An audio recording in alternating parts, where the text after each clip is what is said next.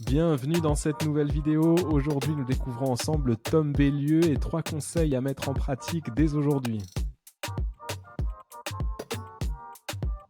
Le premier concept fondamental que nous examinons dans cette vidéo est le concept d'identité dans le développement et dépassement de soi physique et psychologique.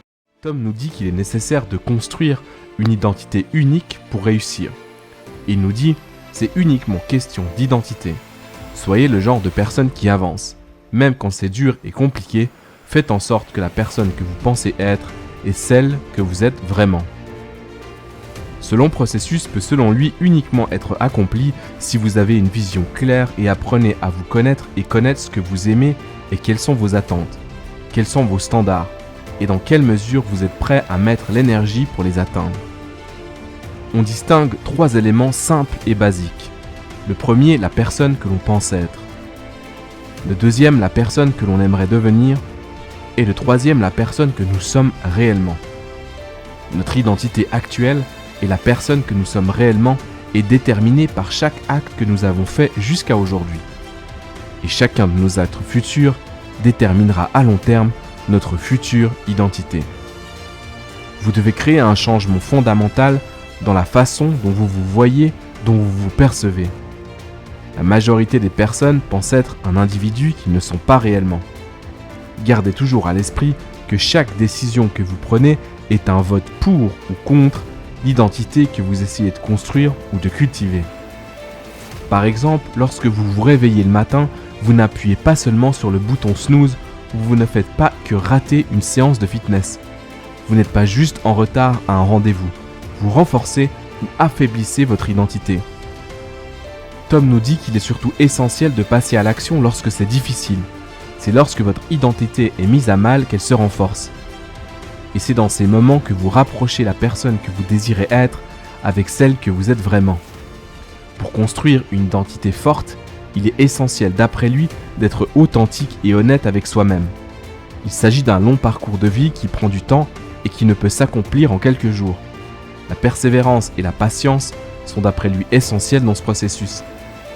Il faut ensuite mettre en place un processus d'apprentissage autour de cette identité et des processus de routine. Pour changer, créer, renforcer son identité, il faut passer à un processus d'apprentissage de nouvelles notions ou idées, comme par exemple des notions de clarté, qui vous voulez être réellement au fond de vous, des notions de discipline, de moi intérieur, de paix intérieure, de rituel, de visualisation, d'habitude, d'affirmation, d'ambition et bien d'autres. S'engager chaque jour à faire une action après l'autre dans cette direction va renforcer la construction de votre identité. Le deuxième concept que nous abordons ensemble dans cette vidéo est l'esprit de croissance. Tom Bellieu s'appuie sur 2 concepts inspirés des écrits et études de la psychologue Carol Dweck. Tom oppose 2 types d'état d'esprit, l'état d'esprit fixe versus l'état d'esprit de croissance. Avec l'état d'esprit fixe, vous croyez que vos qualités, vos aptitudes et votre personnalité sont déterminées à la naissance de manière génétique et qu'on ne peut rien y faire. Certains sont intelligents et d'autres sont stupides.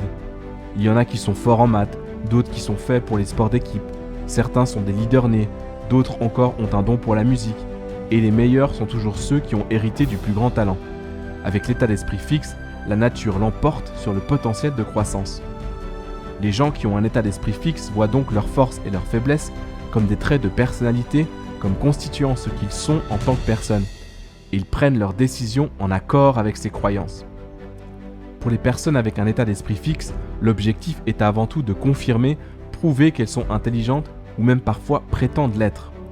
Elles sont donc moins favorables à prendre des risques. Quand elles font des erreurs, elles ont plus tendance à penser que c'est dû à leur incompétence naturelle et qu'elles ne peuvent rien y faire au lieu de les voir comme des opportunités d'apprendre.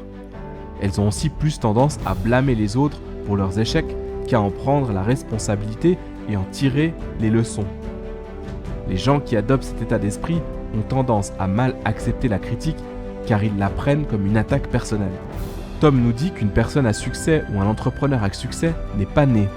Au lieu de ça, un entrepreneur se construit, se définit sur une longue période de temps.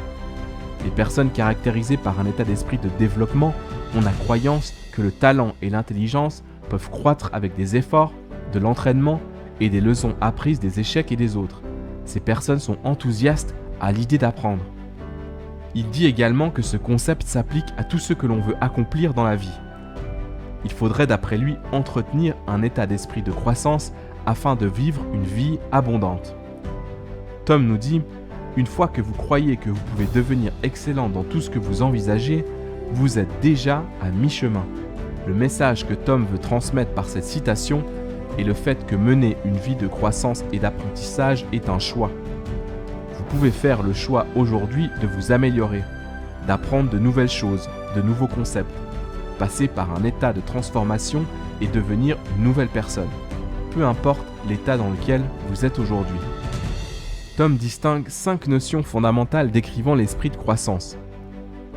La première notion est le fait de relever et même chercher les défis. L'état d'esprit de développement est marqué par la croyance qu'on peut toujours apprendre quelque chose des échecs et que les erreurs ont une fonction positive dans le processus d'apprentissage.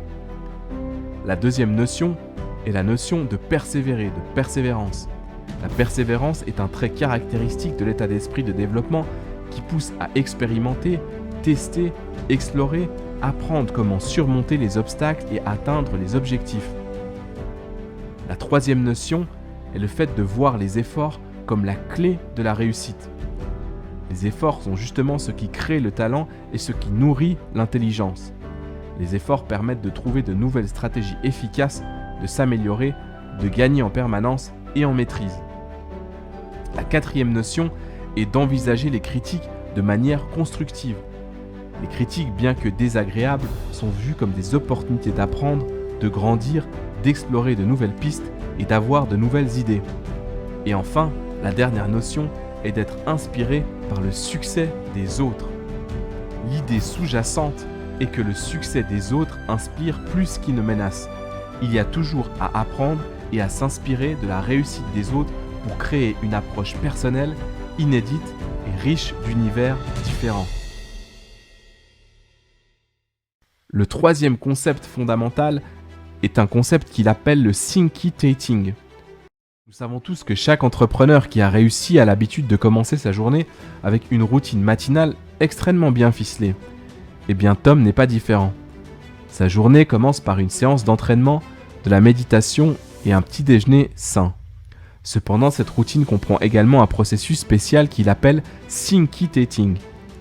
Est-ce que vous avez déjà été confronté à un problème qui semble résister aux solutions ? Thinking peut vous aider à résoudre de tels problèmes. Lorsque vous méditez, vous vous sentez détendu mais votre cerveau est plein d'énergie. La méditation met essentiellement votre cerveau dans un état d'onde que l'on nomme alpha. C'est l'état où votre cerveau est flexible et clair. Il n'est pas dans le brouillard ou le blocage. Dans cet état, votre cerveau est en fait dans un état de créativité optimale. Cette créativité accrue peut vous permettre de résoudre vos problèmes de manière efficiente. Après avoir médité, il faudrait, selon Tom, accueillir les idées qui viennent à l'esprit et laisser ces pensées naviguer vers de possibles solutions. Thinking permettrait donc de méditer et résoudre des problèmes en même temps. Ce processus unique vous donne la possibilité d'approfondir vos meilleures idées tout en profitant du calme de la méditation. Il souligne cependant que comme toute technique, Thinking n'est pas un remède miracle, mais peut aider le cerveau à établir des connexions uniques entre les idées, mais c'est toujours à vous de nourrir votre cerveau d'idées qui méritent d'être connectées. Et cela signifie lire, étudier et faire le travail en profondeur requis pour développer un arsenal d'idées qui interagiront les unes avec les autres lorsque vous serez dans le bon état d'esprit. Aussi, il souligne que cette technique ne convient pas forcément à tout le monde et qu'il faut faire preuve de persévérance même si cela ne fonctionne pas dès le début.